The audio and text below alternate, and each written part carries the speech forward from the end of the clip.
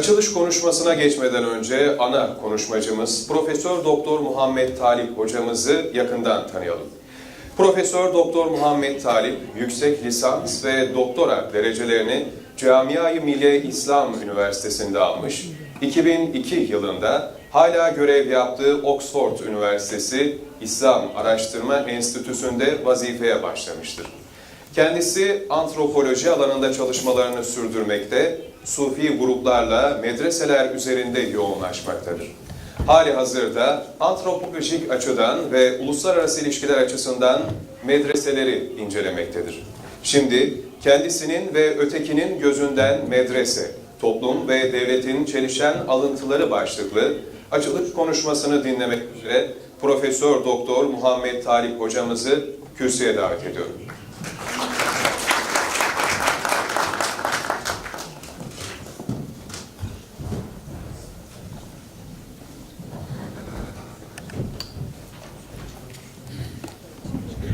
Assalamu alaikum. Esteemed organizers from Yagdar and Fateh Sultan Mehmed Prof University.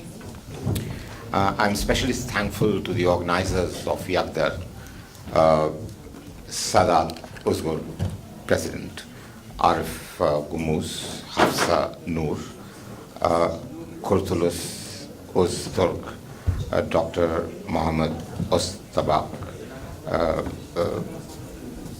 who is assistant professor in Fateh Sultan Mehmed University, and Dr. Yusuf, who I met in Oxford, and he persuaded me to come to Istanbul.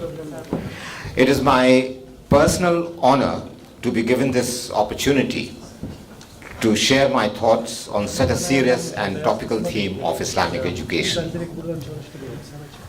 The theme is topical insofar as it relates to a burning issue in our contemporary world. Burning issue that traditional madrasas are alleged to have connections with political violence in the Muslim world. And two, the contemporary world has become so complex that everything familiar in our life seems to have acquired at least one more meaning.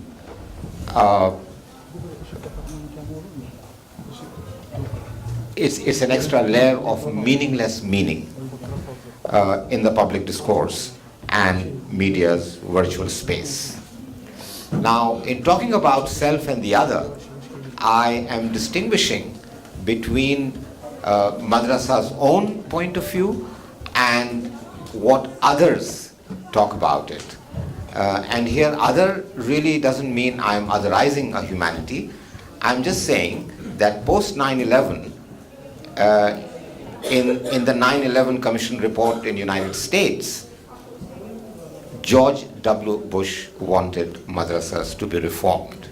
And that is an other perspective because, like most presidents of the United States, they don't know what they're saying. And to just give you one example of the meaningless meaning, for example, a heap of disused weaponry in Iraq, in this complex logic, comes to be called weapons of mass destruction. Or the casually hired wage earners in a war economy acquires the label Mujahideen in Pakistan and Afghanistan in the 1980s, or more recently gets the name ISIS in Turkey's neighborhood. Coming to the meaningless meaning as far as the madrasas are concerned, there was a whole stream of literature in newspapers, in serious academic writing, and to give you an example of how a meaningless depiction there could be of madrasas is that after 9/11, madrasas came to be called the dens of terrorism. This was a report that was carried out in New York Times in 2001. For this presentation, I have limited my reflections on madrasas to the existing literature on the subject and its influence on assumed or actual relations in recent history of Cold War and the aftermath of 9/11. the scholarly picture of madrasas in post 9/11 connect well with each other and with the policy expectations of curricular reform. Everybody seems to be saying that madrasa's curriculum needs to be reformed.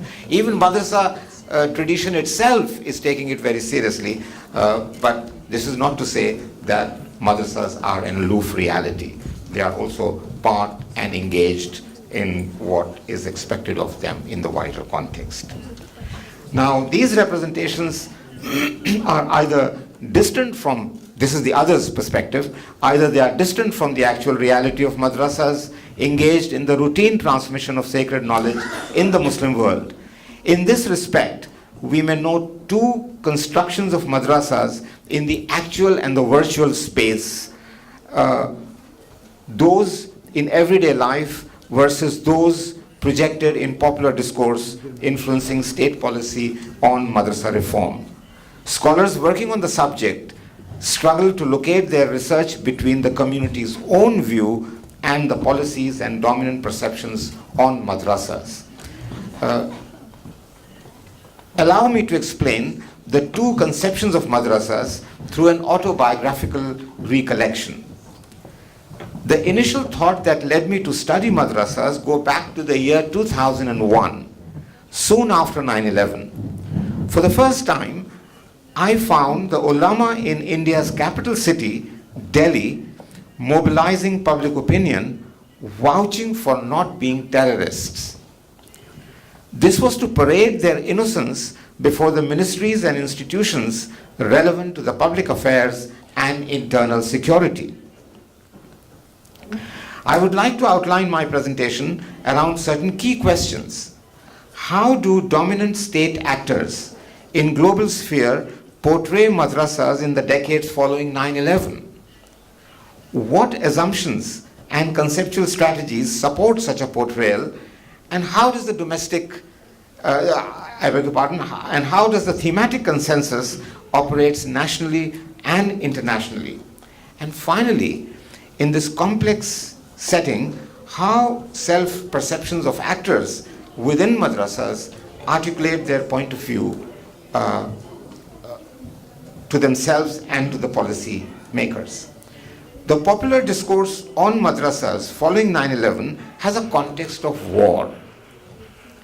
It's a context which the historians and social anthropologists, sociologists, and experts in other social sciences and humanities writing on madrasas faced probably for the first time after the Second World War. This is a period that is not as simple and transparent as it seems for scholarly writings on the theme. The Cold War concluded by the end of 1980s, involving Afghanistan and Pakistan. Thereafter, the discourse on madrasas, their social reality, as well as their relations with geopolitics, emerged into a complex phenomenon. The popular discourse of academic writings on madrasas and the war against terrorism got merged. Social science literature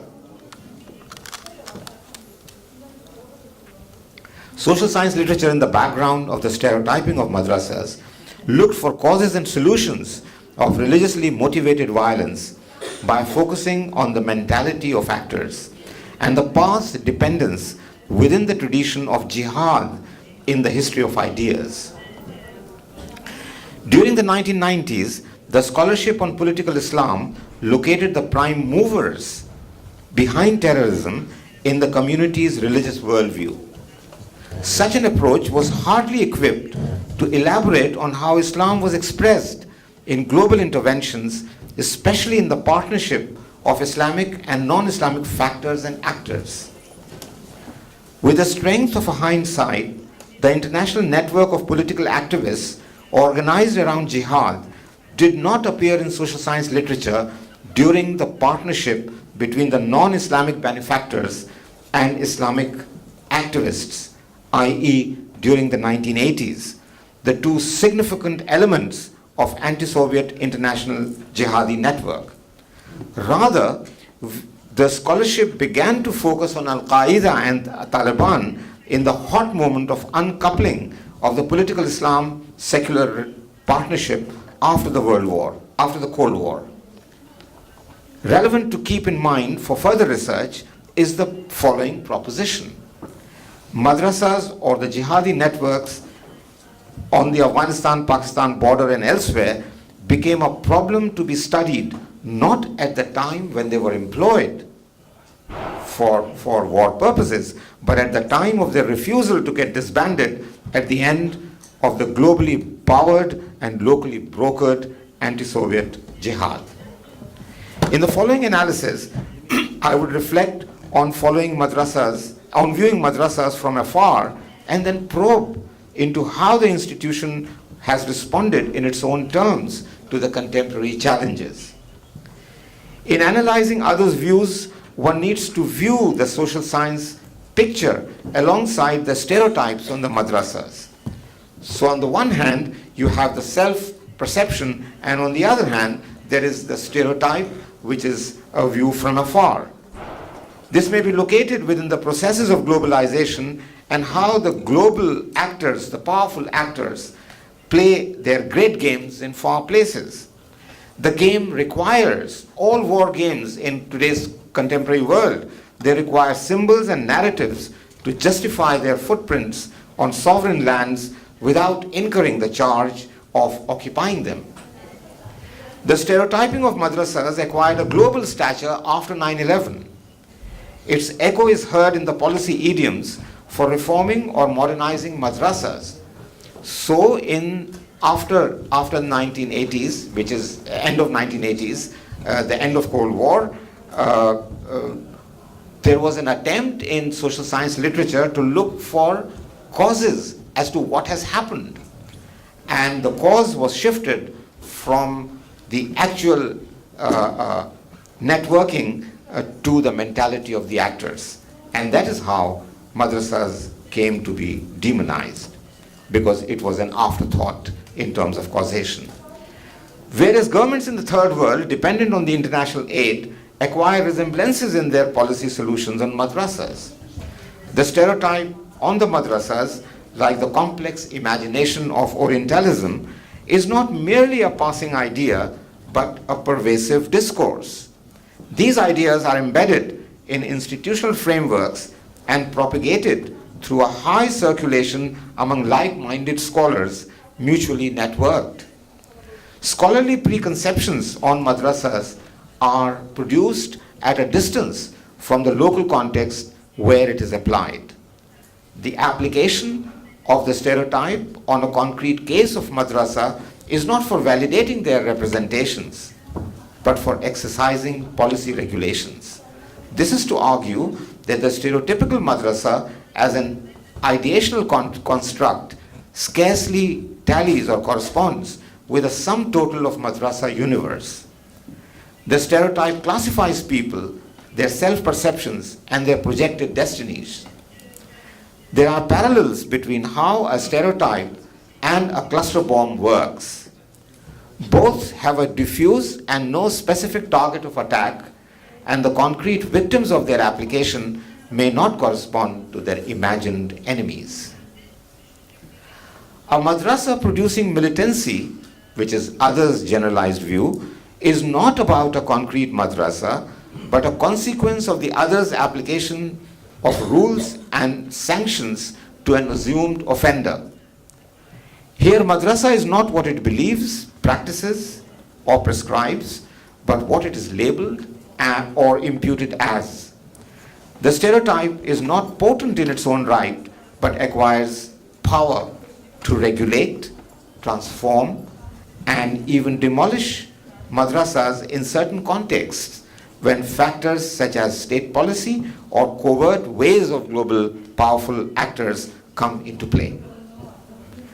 Madrasa in terms of others' narrative is seen in relation to the pressures the governments of the third world face to keep themselves afloat in the geostrategic globalized mainstream. My reflections are mostly around South Asia, Pakistan, Afghanistan, India, also true of North Africa. Most of the governments are caught up between compulsions or underdeveloped economies and the recurrent need to seek a popular mandate for internationally prompted policies. In contrast, the institutions on the margins, where I locate the modal reality of madrasas, of traditional madrasas, must be able to speak for their constituency to ensure legitimacy and survival. Here a question arises as to why these governments find it difficult to elicit consent from madrasas. Perhaps one reason has to do with their locations in a physical and social terrain where the state's regulatory control exceeds its welfare measures. Certain areas of madrasa universe are even outside the pale of the modern market. The madrasas are usually not part of the patron-client network that facilitates consent as a trade-off between political opposition and economic rewards. In remote areas of the Muslim world, the madrasas have enjoyed institutional and cultural autonomy without having to compare their courses with the international curricula or their economic status with the state-maintained schools and free market universities. As part of the rural and tribal economies, madrasas tend to subsist on what peasant and tribal economy offers in terms of agricultural produce to support their students, teachers, and the larger institution. Just to give you one example from my fieldwork in North India, there were madrasas who did not deal with cash. It was possible to barter between the peasant and the madrasa in terms of agricultural produce, and the entire madrasa subsisted on the surplus that was produced in the pastoral and the agricultural economy. A prevalent stereotype alludes to foreign funding. In fact, in 2001, the question was raised, where do they get their funds from? And it seemed that if you do not have, if you're not dealing with liquid cash, then you are suspect. Because how could there be, they don't understand barter. The modern economist doesn't understand barter, that it is possible to subsist and live without even being part of the cash economy.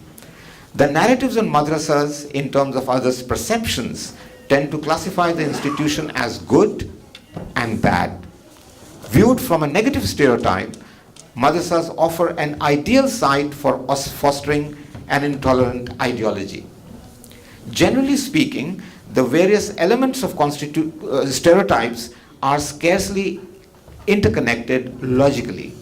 I give you one report, example of one report in 2001, where there was this caption that the Taliban may have been defeated militarily in Afghanistan, but the ideology of the militia lives on at its wellspring madrasa in North Indian state. Now, the proof of supporting above statement is located in two things, very interesting. One was that immediately after the toppling of Taliban, this madrasa issued a fatwa. And the fatwa was that, that Muslims should boycott Western products after the US declared war on Taliban post 9/11. Now, I was puzzled, honestly puzzled as a social scientist, as a social anthropologist. The reference to fatwa in the newspaper report was then topped up as if to give more truth to what was being said. And the observation was that the journalist claimed that he saw, and I quote, scores of boys rock to and fro as they memorize thick textbooks and Quran by memorization and pursue a syllabus that stresses disciplined behavior and a simple lifestyle. And I said, how are the two connected? Clearly, the stereotype is also immune to a reader's critical so what? And I raise this question, so what if they rock to and fro? So what if they live a very simple life? And so what if they memorize? Because there should be, as was pointed out about empirical studies, I think there should be a study on memorization on Hafiza, because it's not what is supposed to be from the perspective of the other, which is that it's rote learning and it stills the mind and renders it incapable of following anything else. So here my point is to ask how this connects to the making of an intolerant attitude and its subsequent translation into political violence.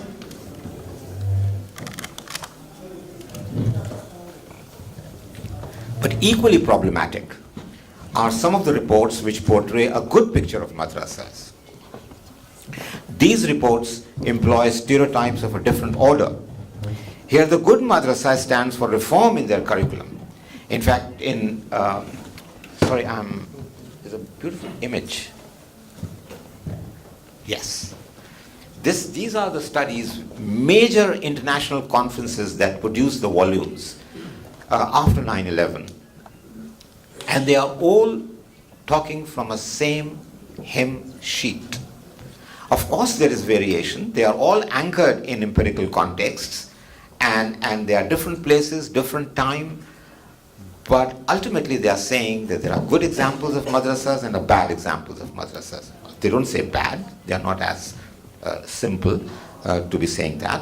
They are saying that there are madrasas that need reform and madrasas that are already doing very good work. And this good work is incorporation of modern subjects in the curriculum.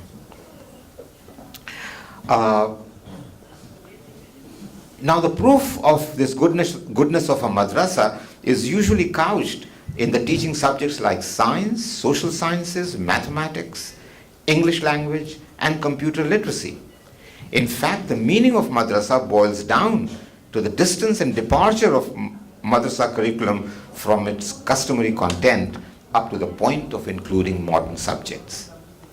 At this point, let me present another mode of description from articles which appear to step out of the stereotype's influence.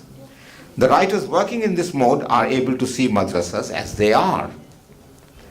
Sometimes a madrasa as it is, rationalized in terms of the underdeveloped context or the near absence of modern subjects. According to one view, madrasas occupy spaces vacated by the ghost schools, ghost national schools. This is a report about Pakistan. Says another report that if modern schools are better funded and made more functional, then madrasa would lose their reason for existence. Now, this is, to my understanding, a distortion of even talking about curricular reform in madrasas. This is not the way it should be approached. Certain other reports take the stereotype head on. Now, this is slightly coming close to, it's a journalistic account, but a very good account, by locating the source of jihad, not so much in the mentality of the mujahideen or the traditional madrasas, rather the great support for instilling jihadi mentality came from the powerful international patrons who supplied arms and religious literature that flooded Pakistani madrasas. There were special textbooks published in Dari and Pashto, designed and published by the Center for Afghanistan Studies at the University of Nebraska, Omaha. In the early 1980s, the USAID grant supported the American Afghanistan experts and anti-Soviet educators to write the textbooks for promoting jihadi mentality among the Afghans fighting against the Soviets. According to one estimate, over 13 millions of the primers were distributed at Afghan refugee camps and Pakistani madrasas during the 1980s, where students learned maths by counting the numbers of the dead Russian soldiers against the numbers of Kalashnikov rifles a mujahideen used. So if one rifle can kill 4 soldiers, how many rifles will be killing, say, 12 soldiers? So teaching arithmetic.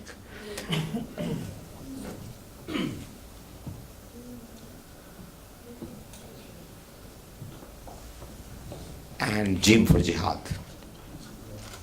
These were the textbooks that later on that were then subsequently in the 1990s and 2001, they were reformed, and there was something called the scrubbing operation. So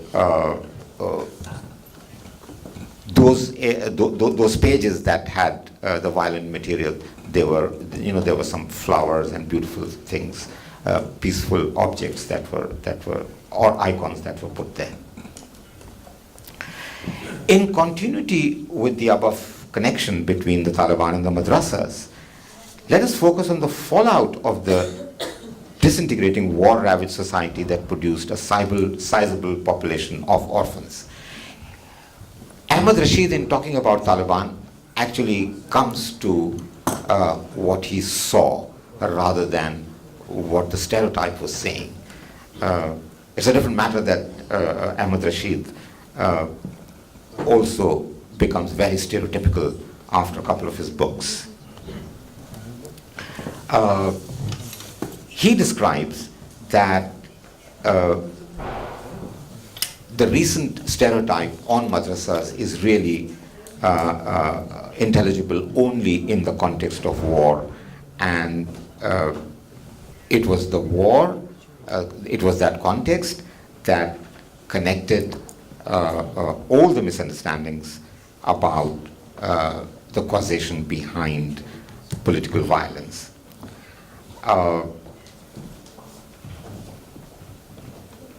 Ahmad Rashid explains, he says that the Pakistani political party named the Jamiyat-e-Ulama-e-Islam established a whole chain of madrasas in the frontier Pashtun and Balochi regions among the Afghan refugees. These madrasas had the sole objective of recruiting the orphans for the Afghan jihad for an explicitly political military purpose. There is not a single ethnographic account of how the day-to-day life was charted out within these madrasas during the time, and we need those studies. Another commentator, Kamal Matinuddin, he points out that this allegation that Taliban are a product of madrasas is also wrong, because he says, and that the madrasas were a training ground for military purposes. He says, and Kamal Matinuddin is one of their very senior military strategic advisor, and he says he found no evidence of military training being imparted at the great madrasa, and he meant Haqqaniya madrasa. But during the same time, the security report to the government, while on the one hand there was no connection between the madrasa and the training ground for military training, the security report that was submitted to Pakistan government said that there were about 100 Dini Madaris in Pakistan imparting skills relevant to combat and semi-military operations. Now, here as an observer, as an anthropologist, I would like to say that where the training was being held, that had nothing to do with madrasa. Where there was madrasa, there was no training held, but the report that was sent to the Pakistan government, the security report, it said that the places where there was training were madrasas.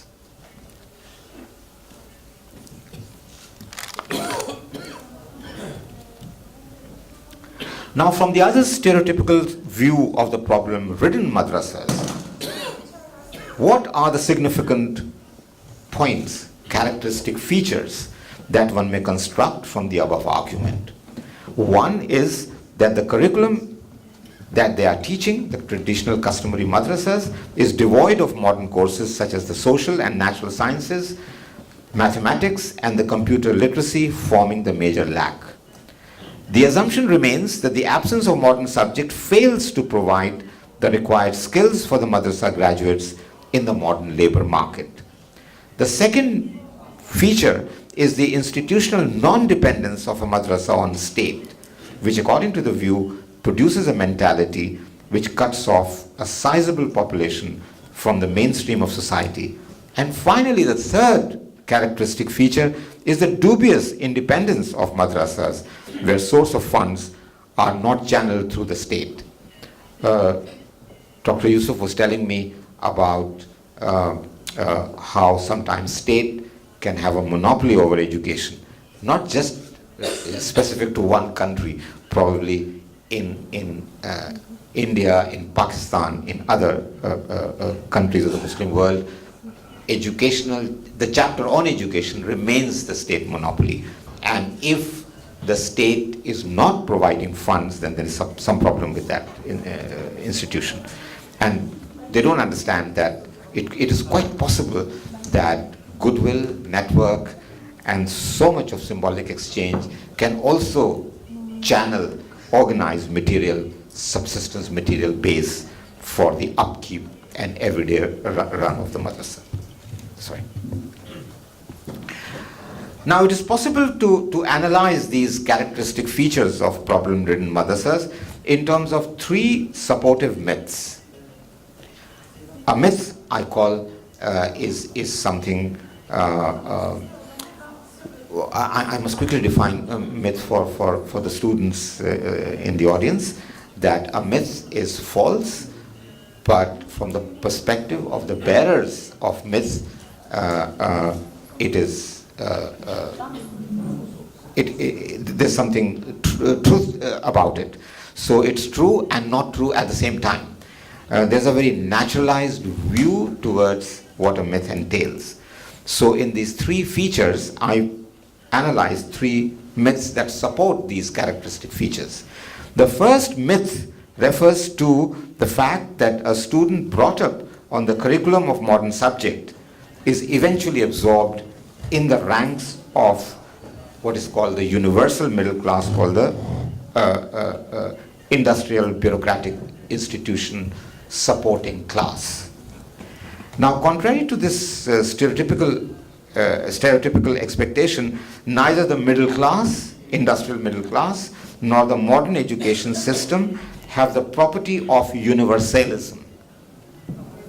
Now, there's so many degree holding students who never get jobs.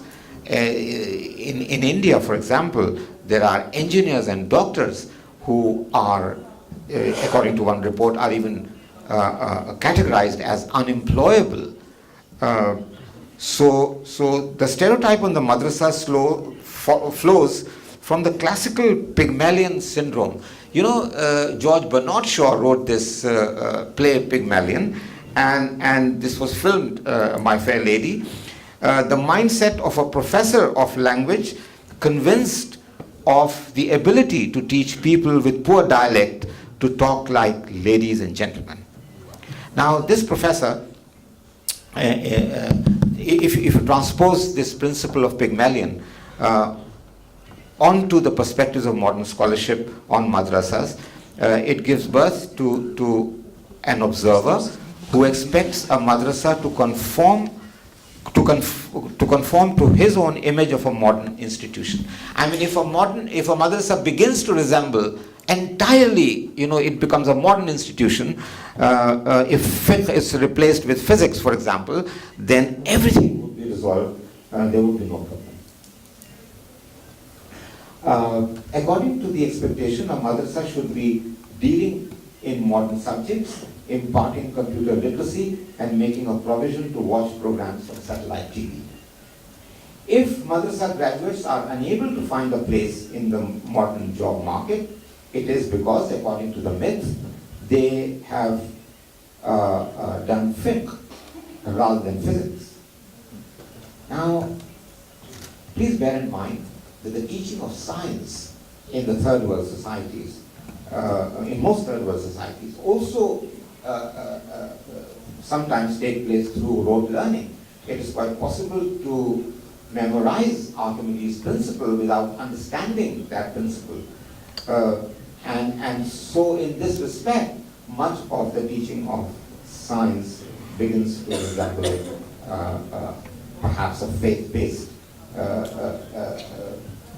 learning of knowledge, which doesn't require any critical question.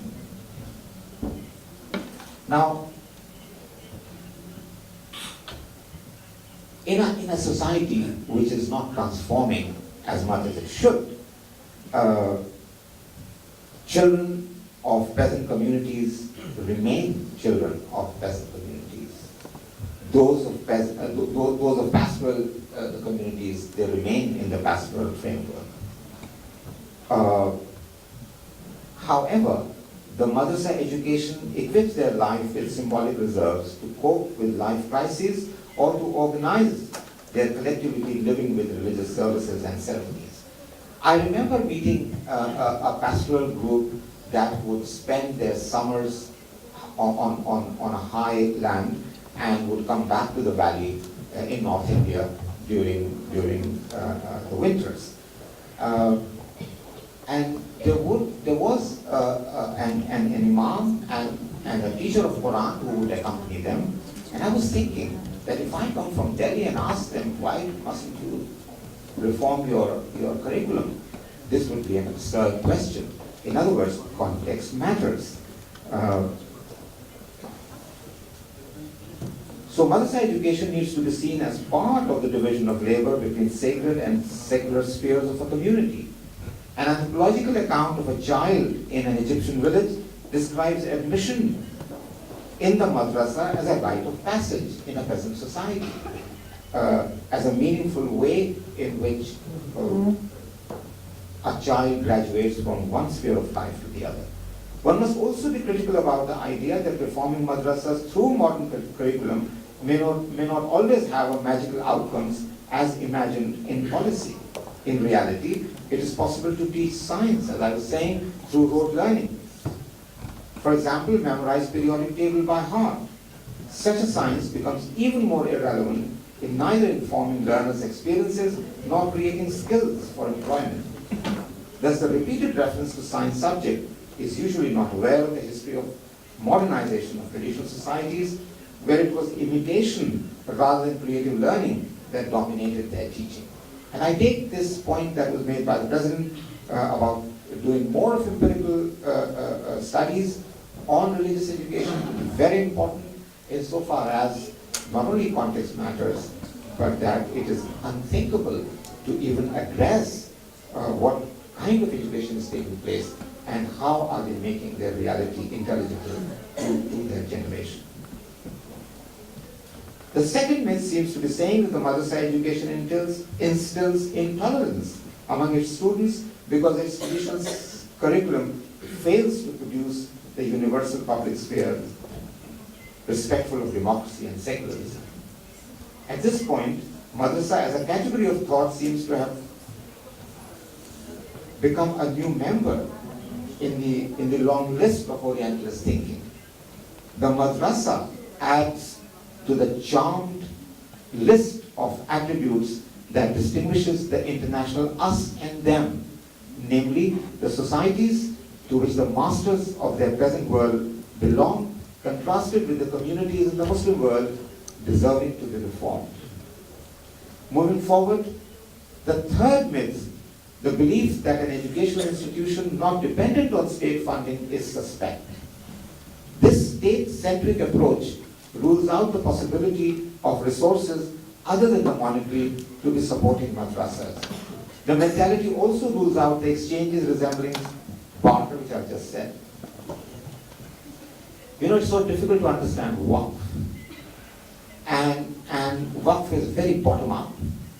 And waqfs in most Muslim societies have always been a kind of a pot of honey which the state always wants to, capture for one or the other reason.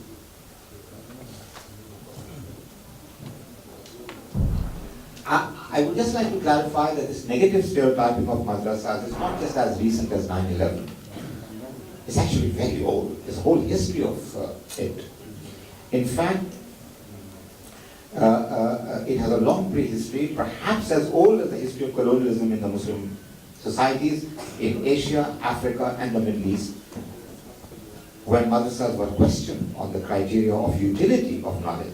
For example, for purposes of illustration, let me give you some examples from South Asia.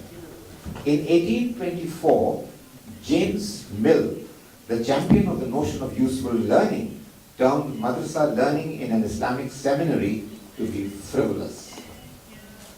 In 1838, Charles Trevelyan quotes the statement of the government of Bengal on the Calcutta Madrasa that it was the center of bigotry and error. Around the same time, the famous Adams report on the state of education in Bengal observes in the context of a village maktab that the general education that was given, and in his own words, it was crude and imperfect. So he did not include it into his report that was documenting education at that time. All this flowed from the 1835 policy of English education under William Bentinck, wherein the Calcutta Madrasa lost its importance as a recruiting ground for the public services.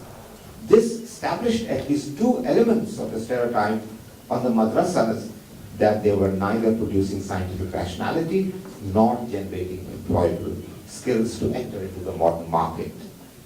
The notion of utility comes handy in dismissing traditional madrasa education, but rarely do we recognize that the utility as a cultural category need not be confined to its extrinsic merit alone. There are deeply intrinsic merits which require journeying into madrasa narrative in its own terms. My time is actually coming to a close. We will discuss these intrinsic merits through the words of many ulama who took the view that madrasa education serves many purposes that the modern market doesn't know. But to just give you one example, this is the founder of the Darul Uloom Deoband in North India, where the rector, Maulana Qasim Nanotri, he was commenting on the balance between the modern and the religious subjects, and he says, it must not happen as if one was talking about a person's kurta that you wear. The debate should not be that whether we should have kurta made of coarse cotton or silk. He says if the wider purpose of dress is forgotten, and the wider purpose of dress is to cover the body. Therefore, while blending the religious sciences with the secular studies, he argued, one must not lose sight of the madrasa's wider purposes of imparting the valued knowledge.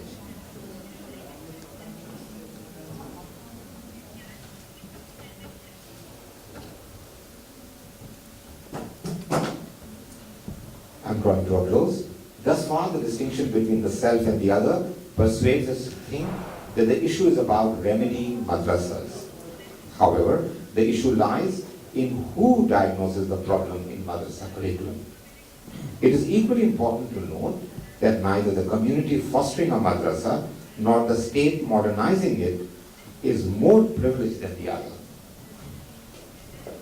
Currently, in most Muslim societies, the community-based madrasas and those under state recognition, by and large, are separated by asymmetrical relations of power. It appears as if those who are on the side of policy are more powerful, and those upon whom the policy would be implemented are less powerful. So sometimes it's a very unilateral relationship.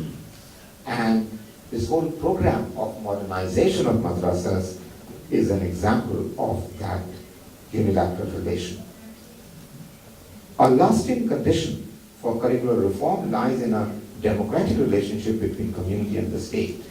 Whereas the community should be able to disseminate its valued knowledge, the state's policy should enable the madrasas to educationally develop organically from its current state to what the wider society expects of it within a democratic framework. Let me end this note with some broad points for those who wish to further research on madrasa education in specific contexts. 3 points. 1. Madrasa education should be seen in terms of how its producers and consumers of symbolic package define its purposes and outcomes. One would also like to know how such a package is understood in terms of both extrinsic and intrinsic rewards. These two rewards must not be equated as if they are equal to one another, especially when you are doing your research or while you are taking a policy decision. Number 2, the interface between the madrasas and society involves a complex of exchanges and relations taking place for centuries within the tradition of faith. It is important for research to study their continuities and changes in the contemporary post-colonial world.